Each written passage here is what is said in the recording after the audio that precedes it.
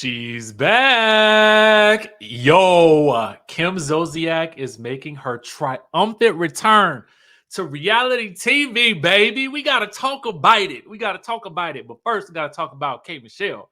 Got something to say about Joceline saying she was the highest paid cast member on Love and Hip Hop. Oh, yes.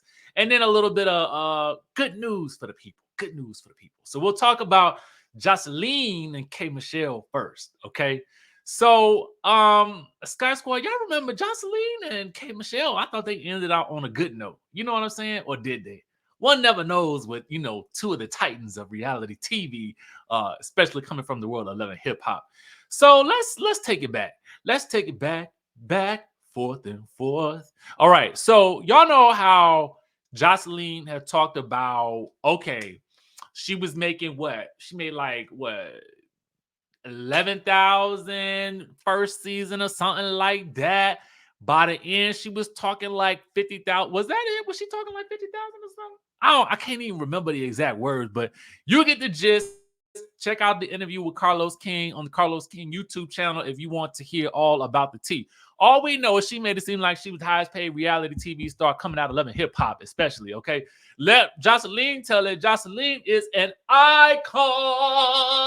icon living, a walking icon. The woman is a walking reality TV icon.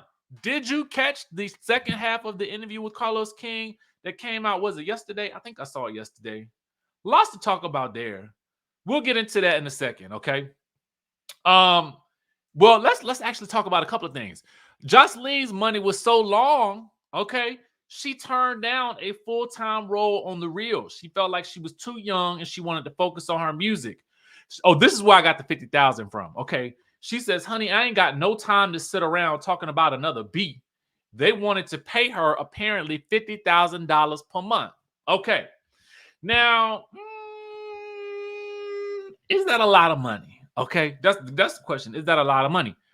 I don't know. It all depends on the perks that come along with it. But, for somebody like Joceline, she says that she felt like she was too young for that. And I kind of understand that because I feel like when you go on those types of shows, it is best when you have a lot of life experience under your belt, okay?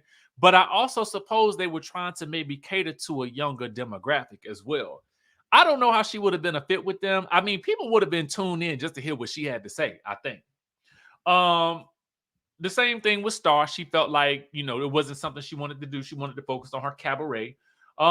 Carlos did ask her about the Big Lex fight or whatever. She was defending herself, but she felt like the judge will see that and it will be cleared. And she says that she wasn't on any stuff. She says that Bonnie Bella will see all of this and believe that her mother is an icon. She's Joceline and she gets paid no matter what she's doing, no matter how many people she got to pummel. And she says she'll be the bad guy, but she will be the bad guy getting paid. And there's no other beat on reality getting more than she is, okay?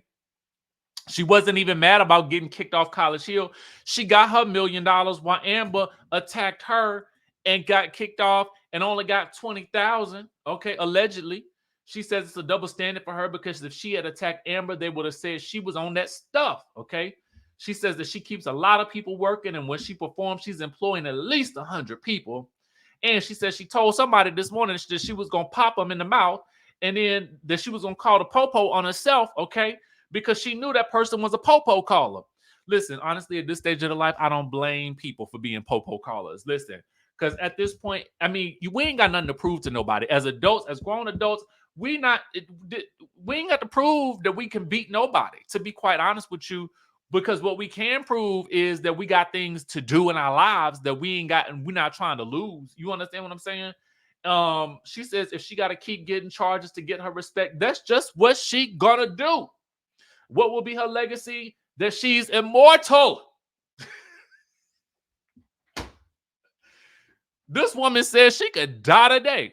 Okay. I mean, Lord, we don't want her to die, nothing like that. But she says she could die today and she'll be known for the rest of the history of life.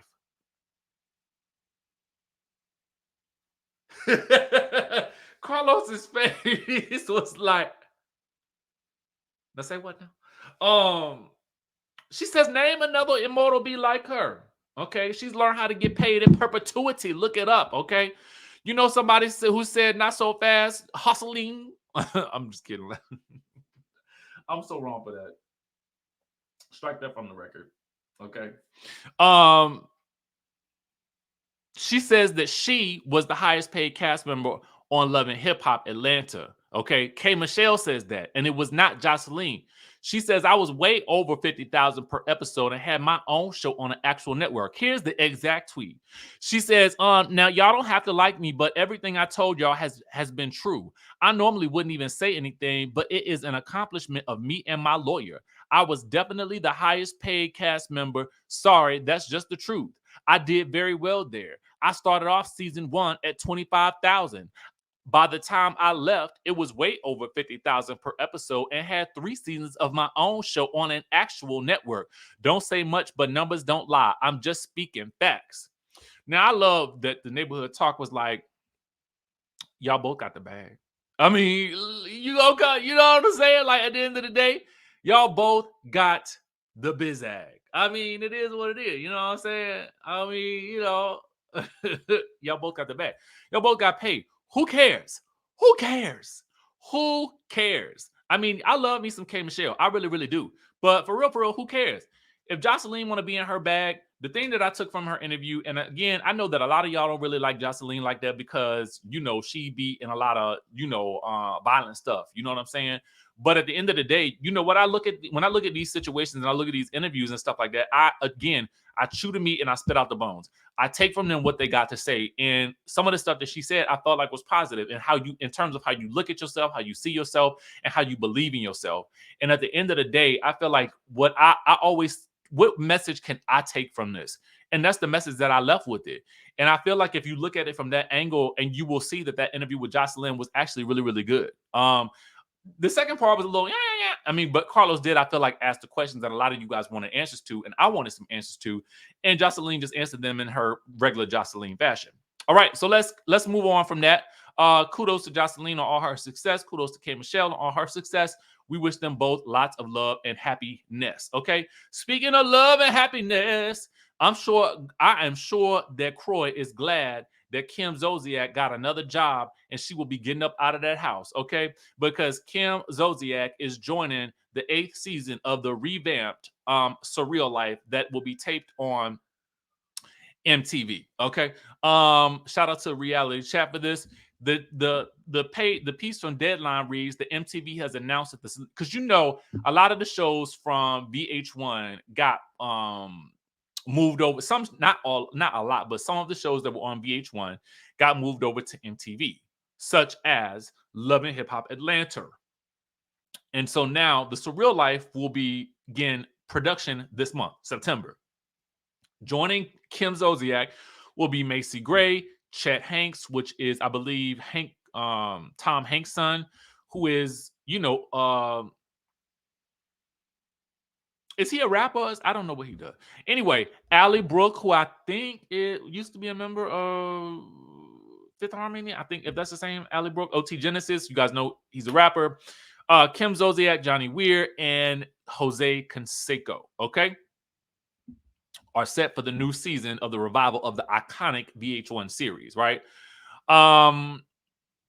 Per MTV, known for its legendary celeb realities, The Surreal Life returns with unexpected stars coming together for a wild, over-the-top journey that pushes them to reveal different sides of themselves in surprising ways. Last season, you guys may recall Dennis Rodman, August Alsina, CJ Perry, Frankie Muniz, Kim Coles, Manny MUA, Stormy Daniels, and Tamar Braxton joined the series, and it previously aired on VH1. All right, so now with this information, the news is, according to our friends over at Radar Online, that while fans can see Kim coming back to the reality TV world, okay,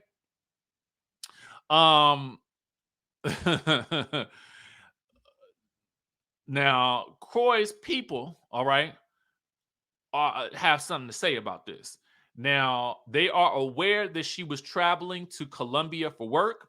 Now, they say whether she'll use that money to pay for bills and make some payments towards the mortgage remains to be seen. That's what was shared in the statement. I'm assuming this is Croy's attorney. And it says, given her track record, I'm not holding my breath. I mean, dang, nobody got no faith in a woman.